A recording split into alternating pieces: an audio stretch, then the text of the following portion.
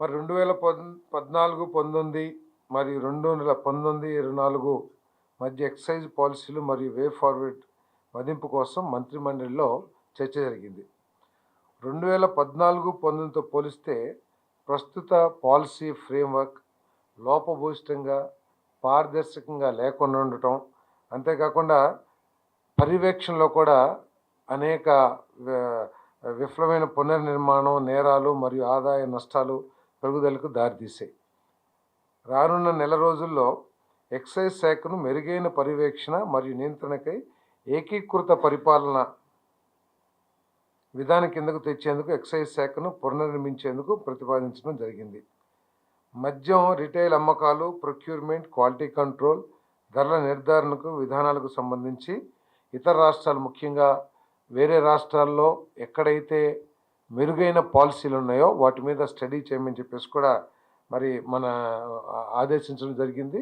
దానికి సంబంధించి అధికారులందరూ కూడా వివిధ రాష్ట్రాల్లో పర్యటించి ఏ రాష్ట్రంలో అయితే మెరుగైన పాలసీ ఉందో ఆ పాలసీని అడాప్ట్ చేయాలని చెప్పేసి కూడా ఆలోచన చేయడం జరిగింది.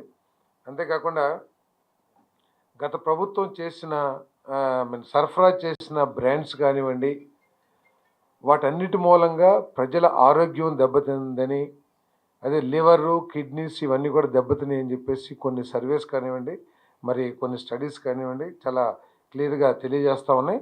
దాన్ని దృష్టిలో పెట్టుకొని క్వాలిటీ మీద ప్రత్యేక పర్యవేక్షణ ఉండే విధంగా దేశంలో ఉన్న మెరుగైన బ్రాండ్స్ అన్నీ కూడా, ఎందుకంటే ఆరోగ్యానికి అత్యంత ప్రాధాన్యతనిచ్చి అన్ని టెస్టులు కూడా కండక్ట్ చేసి మెరుగైన బ్రాండ్స్ని తీసుకురావాలని చెప్పేసి సూచించడం జరిగింది. మరి సెప్టెంబర్ 5, 24 నాటికి ఆమోదం ప్రక్రియను పూర్తి చేసి 1 అక్టోబర్ 2024 నుండి కొత్త మద్యం విధానం అమల్లోకి వస్తుందని చెప్పేసి మనం చేస్తాను. కొత్తగా అమల్లోకి రానున్న నూతన మద్యం విధానంలో రాష్ట్రంలోకి అక్రమ మద్యం రవాణా, గంజాయి, నాన్ డ్యూటీ పెయిడ్ మద్యం ప్రవేశించకుండా కట్టుదిట్టమైన చర్యలు తీసుకోవడం జరుగుతుంది. అంతేకాక అల్పాదాయ వర్గాల వారికి అందుబాటు ధరలకు నాణ్యమైన మద్యాన్ని అందుబాటులో ఉండేందుకు అవకాశం కలిగించే విధంగా పాలసీ ఉండబోతుందని చెప్పేసి కూడా మనం చేస్తాను. మరి అదేవిధంగా గత ప్రభుత్వం ఫెయిల్యూర్ మూలంగా గత ప్రభుత్వం అనుసరించిన మరి లోపభూయిష్టమైన ఎక్సైజ్ పాలసీ మూలంగా ఐఎంఎఫ్ఎల్ మద్యం అమ్మకాలు 232 లక్షల కేసులకు, బీరు అమ్మకాలు 436 లక్షల కేసులకు పడిపోవడంతో రాష్ట్ర ప్రభుత్వానికి 2019-24లో మధ్యన 18,860 కోట్ల నష్టం వాటిల్లింది. అంటే కేసెస్ తగ్గినాయి కాదు, ఇక్కడ ఏంటంటే ఇతర రాష్ట్రాల నుంచి మద్యం మన రాష్ట్రంలోకి రావటం మూలంగా, ఎందుకంటే సరైన బ్రాండ్లు కానివ్వండి లేదా అత్యధిక రేట్లకి ఒకప్పుడు 60 రూపాయలు, 70 రూపాయలు ఉన్న చీప్ లిక్కర్ని ఈ 2019-24 మధ్యలో 120 నుంచి 200 రూపాయలకి అమ్మటం మూలంగా బయట నుంచి పక్కన మన బార్డర్ స్టేట్స్ ఏదైతే ఉన్నాయో, తెలంగాణ కానివ్వండి, లేకపోతే కర్ణాటక కానివ్వండి, తమిళనాడు కానివ్వండి, అక్కడి నుంచి ఎక్కువగా నాన్ డ్యూటీ పెయిడ్ లిక్కర్ అవన్నీ రావటం మూలంగా మనకు దాదాపు 18,860 కోట్లు నష్టం వాటిందని చెప్పేసి మనం చేస్తాను. మరి అదేవిధంగా గత ప్రభుత్వం మద్యం అమ్మకాల సప్లై చైన్ ఉత్పత్తి నుంచి రిటైల్ అమ్మకాల వరకు కూడా గుత్తాధిపత్యం, అంటే వాళ్ళకి కావాల్సిన కొన్ని కంపెనీలని, అంటే దేశవ్యాప్తంగా లేకపోతే గతంలో అమల్లో ఉన్న బ్రాండ్స్ అన్నిటినీ కూడా వాటికి ఏదో ఒక విధంగా నష్టం కలిగించి మన రాష్ట్ర ప్రభుత్వం మార్కెట్ నుంచి బయటికి పంపించేసి వాళ్ళకి కావాల్సిన కొన్ని బ్రాండ్లు మాత్రమే మార్కెట్ చేసి స్వార్థంతో ప్రజలకి నష్టం చేయడమే కాకుండా రాష్ట్ర ప్రభుత్వానికి కూడా నష్టం చేశారని చెప్పేసి మనం చేస్తాను. నాణ్యత లేని మద్యం అమ్మకాలతో లక్షలాది మంది ప్రజల ఆరోగ్యం ప్రతికూల ప్రభావం చూపించింది. వీటన్నిటిని కరెక్ట్ చేస్తూ పేదవాడి లక్ష్యంగా చేసుకుని, అంటే వారి ఆరోగ్యం దెబ్బతినుకోకుండా పేదవాడి ఆర్థిక పరిస్థితులు దృష్టిలో పెట్టుకుని ఒక మంచి పాలసీ తీసుకురావాలని చెప్పేసి ప్రభుత్వం ఆలోచన చేస్తుంది.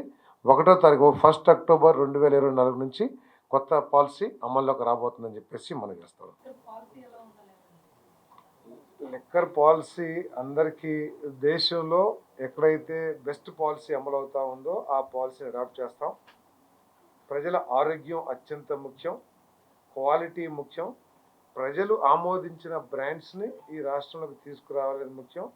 స్వార్థం కానీ లేకపోతే గుత్తాధిపత్యం కానీ ఉండకోకుండా అన్ని బ్రాండ్స్కి దేశంలో లేకపోతే మన రాష్ట్రంలోనే గతంలో ఏదైతే అందుబాటులో ఉన్న బ్రాండ్స్ ఉన్నాయో ఆ బ్రాండ్స్ అన్నిటినీ తీసుకురావటం, పేదవాడి ఆర్థిక పరిస్థితిని కూడా పరిగణలో తీసుకుని మరి రేటు ధరలు నిర్ణయించడం, ఇవన్నీ కూడా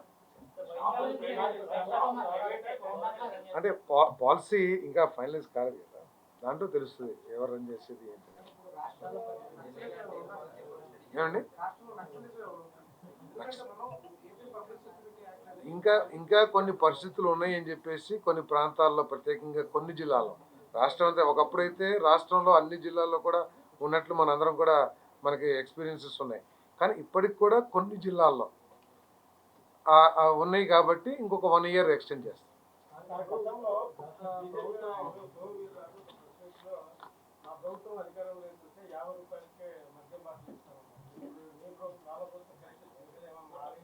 అదే దాంట్లో పాలసీలు డిసైడ్ చేస్తాం. అంటే బ్రాండ్ని బట్టి ఇప్పుడు 60 రూపాయలు 70 రూపాయలు 2014-19లో ఉన్నాయి. Now we're in 24-25. ఈ లోపల ధరలు పెరుగుంటాయి. వీటన్నిటిని దృష్టిలో పెట్టుకుని పాలసీలో రేట్లు కానివ్వండి, అది ప్రైవేట్ షాప్స్ నుంచా లేకపోతే గవర్నమెంట్ షాప్స్ నుంచా పాలసీ అంతా కూడా చేస్తాం. బట్ మా ఉద్దేశం ఏంటంటే ఏదైతే ఆరోగ్యానికి కూడా హానికరంగా తయారైన మద్యం బ్రాండ్స్ని ఈ రాష్ట్రంలో కొనసాగించకూడదు. ఏ బ్రాండ్ వచ్చినా కూడా ఆ క్వాలిటీని అన్ని విధాలా కూడా అందుబాటులో ఉన్న అన్ని టెస్టింగ్ మెథడ్స్ని వాడి దాని క్వాలిటీని మాత్రం ఎన్ష్యూర్ చేసుకోవాలి. ఎందుకంటే ప్రజల ఆరోగ్యానికి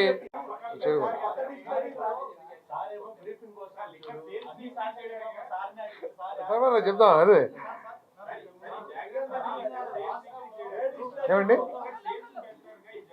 లిక్కర్ సేల్స్ పెంచడం కాదు, ఇల్లీగల్ లిక్కర్ కానివ్వండి, లేదా ఇతర రాష్ట్రాల నుంచి తీసుకొచ్చేసి ఇక్కడ అమ్ముకుంటాం కానివ్వండి, లేదా పేదవాళ్ళని దోచేసే విధంగా కానివ్వండి, ఇవన్నీ వండుకోకుండా పాలసీ. ఇప్పుడు 200 రూపాయలు ఏ విధంగా లాస్ అయ్యాం మనం? ఇతర రాష్ట్రాల నుంచి మద్యం ఈ రాష్ట్రంలో అమ్ముకుంటాం మూలంగా మన రాష్ట్రంలో చేయాల్సిన వ్యాపారం ఇతర రాష్ట్రాలకు సంబంధించిన మందుతో వ్యాపారం జరిగింది కాబట్టి నష్టపోయాం మనం.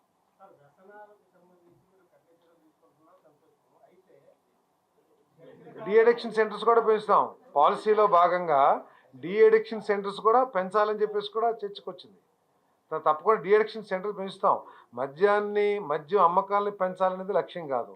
ఈ ప్రభుత్వం యొక్క లక్ష్యం క్వాలిటీ మందు, అదేవిధంగా పేదవాడి ఆర్థిక పరిస్థితిని దృష్టిలో పెట్టుకొని ఐడి లిక్కర్, గంజాయి, ఈ డ్రగ్స్, ఎందుకంటే ఎప్పుడైతే కాస్ట్లీ అయిపోయిందో మందు, పేదవాడు తక్కువ ధరకు అందుతున్న గంజాయికి కానివ్వండి లేదా ఇంకా ఇతర మార్గాలకి అలవాటు పడుతున్నారు కాబట్టి వాటన్నిటిని నిరోధించే దిశలో కూడా ఈ పాలసీ ఉండబోతుంది.